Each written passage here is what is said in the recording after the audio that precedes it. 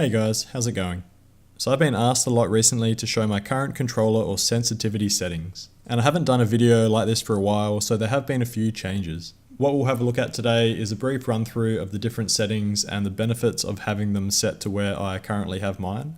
Again, if you're here simply to see what my current settings are, just check out the photo links in the description of this video. If you do find this video helpful, please give me a thumbs up. It definitely supports me and helps me to get my content out there. So let's get straight into it. I definitely recommend a Type B controller setup. The main difference is a more natural aim down sight mechanic. That is that you hold the trigger to aim down sights rather than having to toggle. I feel that this gives your overall settings a more authentic first person shooter type feel.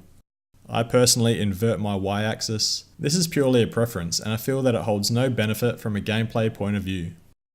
Dead zones refer to the amount of joystick movement you need to initiate character or in-game movement. So higher dead zones mean your joysticks will be less responsive to input. I have my right stick dead zone set to 4, as this is the joystick that controls your aiming.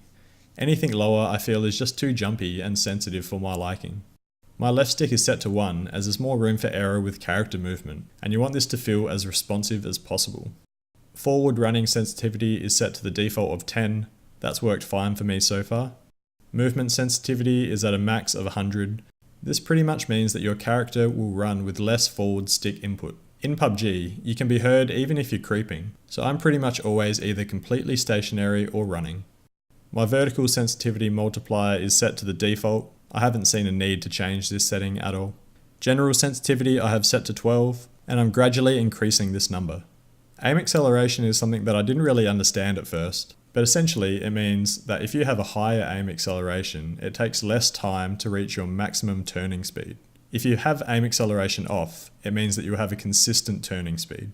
And if you have it on at a low value, it pretty much means that you'll have more or less a consistent turning speed, but you will be able to keep up with moving targets, for example vehicles. For this reason, I have my aim acceleration on, but only set to 1. You can see in the video here the different parameters for having aim acceleration on as low or high, as well as when you have it turned off.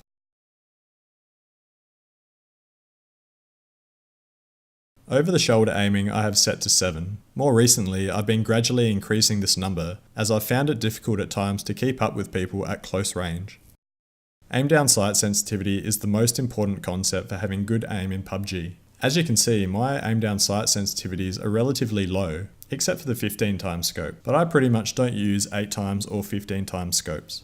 So in a nutshell, what you want is high general sensitivity and low aim down sight sensitivity, and that's how you get good aim. For this to be effective though, you do need to be able to settle your crosshairs on your enemy prior to aiming down sights. That takes a bit of practice. As you can see here, there's multiple examples of me quickly snapping to opponents with high general sensitivity. But then once I'm actually firing, my crosshairs don't move too far from their target. That's due to the low aim down sight sensitivity. So that's pretty much it guys. As a recap, or if I were to choose my most important tips from this video, I would say that Type B controller setup is essential. Having aim acceleration on at a low setting is very useful for hitting moving targets, mainly vehicles. And a high general sensitivity combined with a low aim down sight sensitivity is the most important thing to have good aim in PUBG. But anyway, I hope you found this video useful. Have a great day, and I'll catch you guys in the next video.